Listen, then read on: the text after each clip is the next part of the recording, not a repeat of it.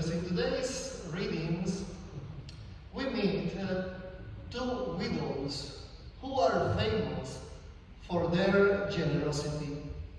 In the first reading, we meet the widow of Zarephath, who unselfishly uses her remaining oil and flour to prepare some food for the prophet Elijah. As she tells the prophet, "Just now I was collecting a couple of sticks for fire to go in and prepare something for myself and my son.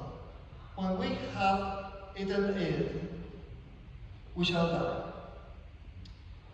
In the Gospel, we meet another widow whose generosity knows no bounds. She donated her last coins to the temple treasury. As Jesus observes, this poor widow put in more than all the other contributors to the treasury. She, from her poverty, has contributed all she had, her whole livelihood. Both widows are models of generosity. They both gave all that they had. But my dear friends, there is another quality that we should associate with those two widows. And that quality is trust. It was their trust in God that allowed them to act with such generosity.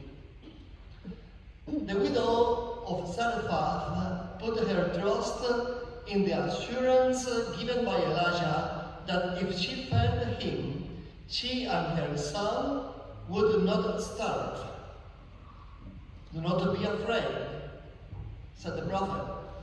"For the Lord, the God of Israel says, the jar of flour shall not go empty, nor the jug of oil run dry." The widow at the temple placed her trust in God's care for women like her. She remembered what she heard proclaimed from the sacred scriptures. We read in Deuteronomy, "For the Lord your God executes justice for the orphan and the widow, and loves the resident alien, giving them food and clothing." It was trust in God that led both widows to be generous. So, if we are to grow in generosity, perhaps the first thing we need to do is to put more trust in God's care for us, rather than in our wealth. When I was preparing my homily, I came across with this writing that I think can make us reflect. Is the paradox of our time in history. The paradox of our time in history is that we spend more but have less. We buy more but enjoy it less. We have bigger houses and smaller families.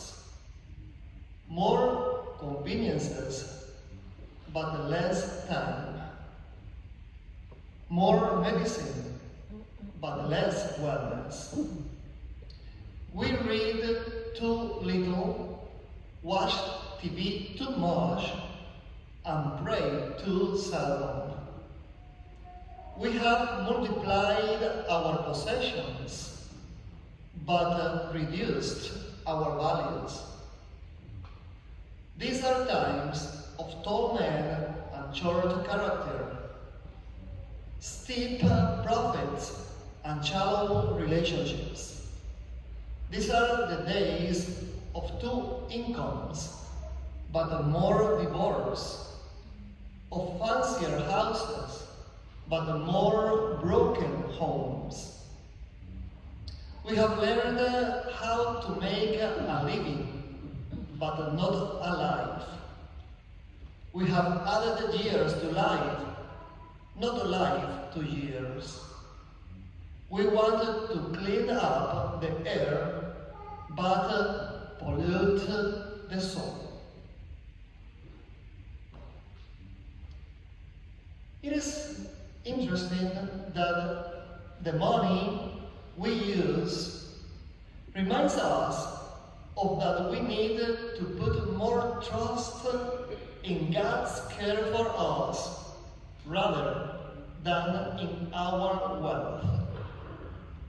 All our coins and paper currency contain the phrase, "In God we trust."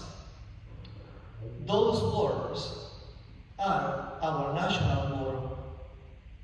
Simply put, God is asking us to trust in His goodness, to trust that through His Son Jesus, He will take care of us.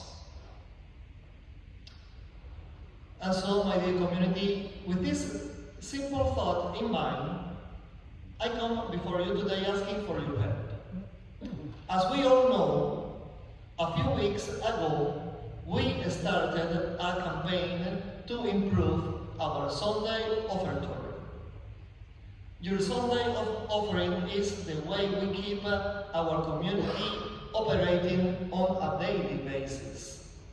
We cannot afford to neglect our regular offertory. We sent 804 letters to our registered parishioners. I want to thank the 77 individuals or families who have responded. So, thank you. But these 77 answers are just 9% of our registered families. Our goal must be 100% participation. I know that this is a big goal, but if all our families can come together and contribute just a little bit more, we can go a long way. I know this requires sacrifice, but I don't want to be hounding you for money all year long. Simply put, like the widow of Zarephath or the widow in the Gospel today, the Lord asks us to trust that He will take care of us. So too, I trust that you will take care of His church. Amen.